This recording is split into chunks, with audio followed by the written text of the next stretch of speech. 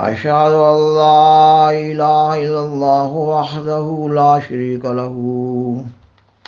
وأشهد أن محمدا عبده ورسوله أما بعد فأعوذ بالله من الشيطان الرجيم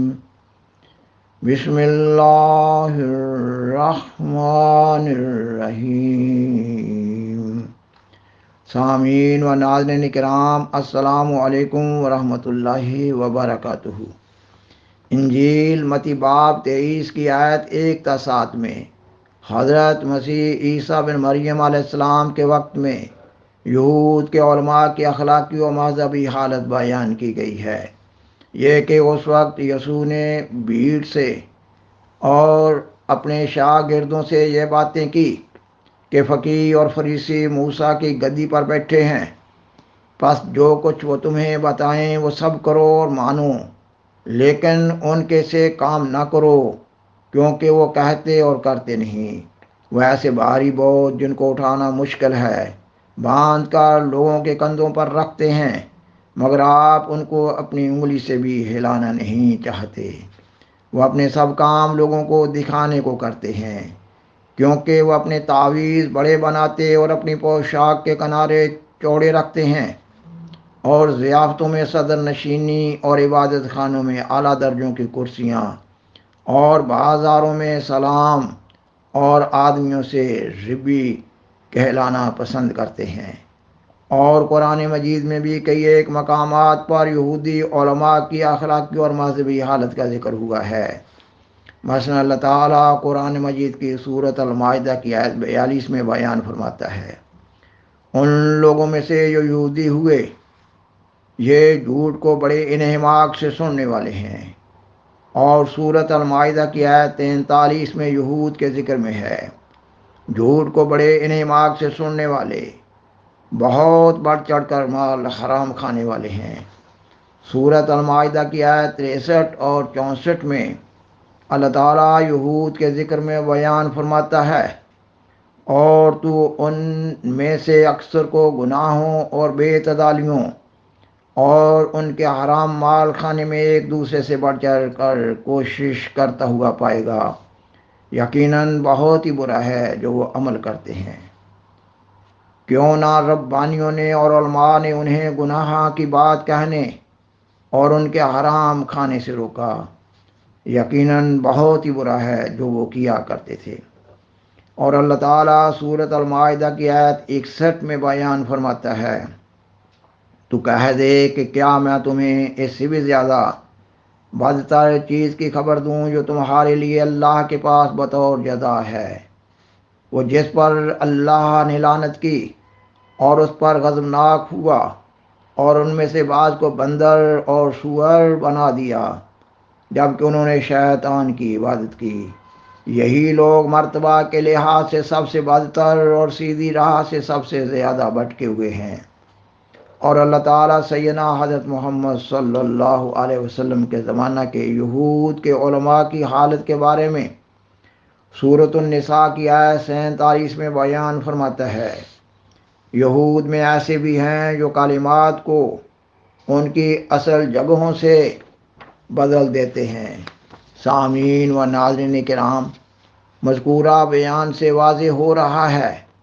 کہ حضرت مسیح عیسیٰ بن مریم علیہ السلام کے وقت میں یہود کے علماء سے حقیقی ایمان اور قوت عملیہ مفقود ہو چکی تھی، اور اس کے باوجود وہ حضرت موسیٰ علیہ السلام کے سچے پیروکار ہونے کا دعویٰ کر رہے تھے، جبکہ وہ بگڑ چکے تھے، اور حضرت مسیح عیسیٰ بن مریم علیہ السلام کو ان کی اصلاح کے لیے مبعوث کیا گیا تھا، مگر وہ حضرت مسیح عیسیٰ بن مریم علیہ السلام کی کسی بات پر کان نہ دھرتے تھے اور ان کو جھوٹا سمجھتے تھے۔ اس حقیقت کے اظہار کے لیے حضرت مسیح عیسیٰ بن مریم علیہ السلام کا یہ قول انتہائی قابل غور و فکر ہے، یہ کہ فقیہ اور فریسی موسیٰ کی گدی پر بیٹھے ہیں، پس جو کچھ وہ تمہیں بتائیں وہ سب کرو اور مانو، لیکن ان کے سے کام نہ کرو،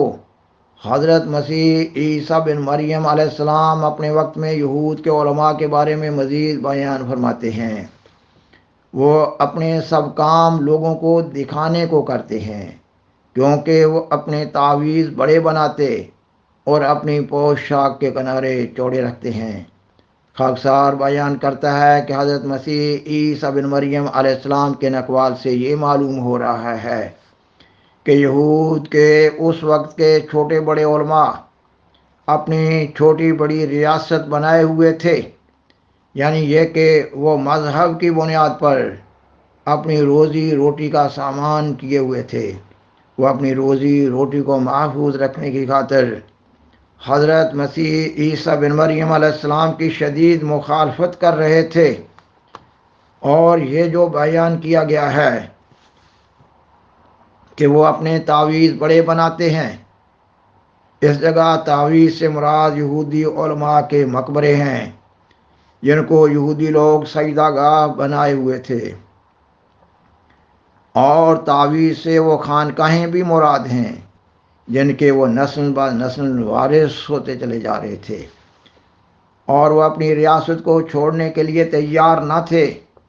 اللہ تعالیٰ نے یہود کے علماء کو ان کی شرارتوں کے سبب قرآن مجید میں ان کو بندر اور سور قرار دیا، اور فرمایا کہ یہ لوگ مرتبہ کے لحاظ سے سب سے بدتر اور سیدھی راہ سے سب سے زیادہ بھٹکے ہوئے ہیں۔ اور قرآن مجید میں سیدنا حضرت محمد صلی اللہ علیہ وسلم کے زمانہ کے یہود کے علماء کی ایک علامت یہ بھی بیان کی گئی ہے کہ وہ کلمات کو ان کی اصل جگہ سے بدل دیتے ہیں۔ خاکسار بیان کرتا ہے کہ خاکسار نے انجیل اور قرآن مجید کی روح سے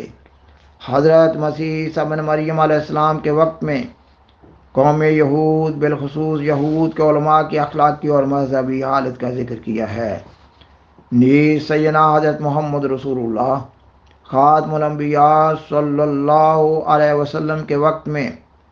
یہود کے علماء کی اخلاقی اور مذہبی حالت بھی بیان کی ہے۔ سامعین و ناظرین کرام، خدا را مذکورہ مضمون کو اپنے ذہن میں محفوظ رکھتے ہوئے سیدنا حضرت محمد صلی اللہ علیہ وسلم کی اس حدیث پر گہرا غور و فکر کریں، جو کہ حدیث کی کتاب مشکات کتاب العلم میں ہے۔ آپ صلی اللہ علیہ وسلم اپنی امت کے آخری زمانہ یعنی حضرت امام مہدی و مسیح موعود علیہ السلام کے وقت کی حالت کے ذکر میں بیان فرماتے ہیں۔ لوگوں پر ایسا زمانہ آئے گا جب اسلام کا صرف نام باقی رہ جائے گا اور قرآن کے صرف الفاظ باقی رہ جائیں گے۔ ان کی مسجدیں ظاہر میں تو آباد ہوں گی، لیکن ہدایت کے لحاظ سے بالکل ویران ہوں گی۔ اس زمانے کے علماء آسمان کے نیچے بدترین مخلوق ہوں گے، انہی میں سے فتنے نکلیں گے، انہی میں واپس جائیں گے۔ خاکسار بیان کرتا ہے کہ خاکسار نے انجیل اور قرآن مجید میں مذکورہ یہود کے علماء کی اخلاقی اور مذہبی حالت کا ذکر کیا ہے، اور احادیث میں بیان ہوا ہے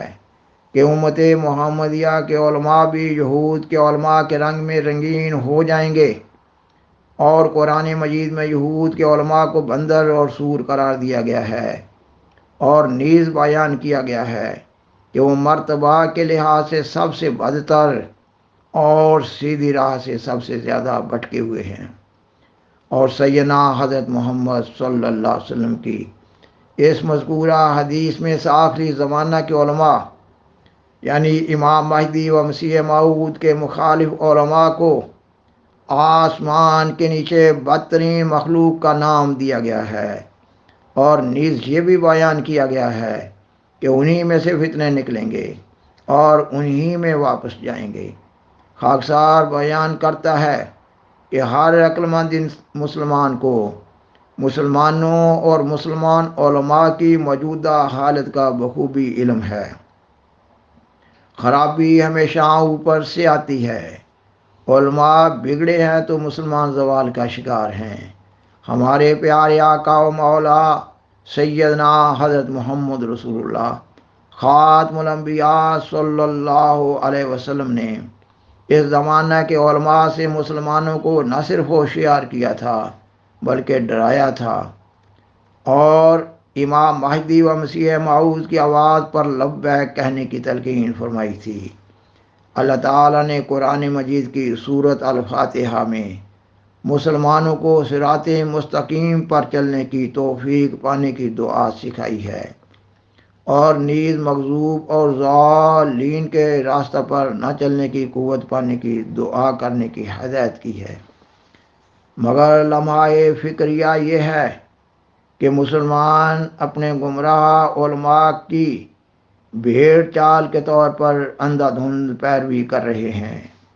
سیدنا حضرت مرزا غلام احمد قادیانی علیہ السلام کے دعوی امام مہدی و مسیح موعود پر غور و فکر نہیں کر رہے، اپنے اور اپنی اولادوں کے انجام سے غافل ہیں۔ سامعین و ناظرین کرام، بالآخر درخواست ہے کہ برائے مہربانی اس پروگرام کو دوسروں سے شیئر کریں اور عذرائے کرم اس چینل کو سبسکرائب کریں۔ جزاکم اللہ تعالی احسن الجزاء، وآخر دعوانا ان الحمد للہ رب العالمین، والسلام علیکم ورحمۃ اللہ وبرکاتہ۔ شکریہ۔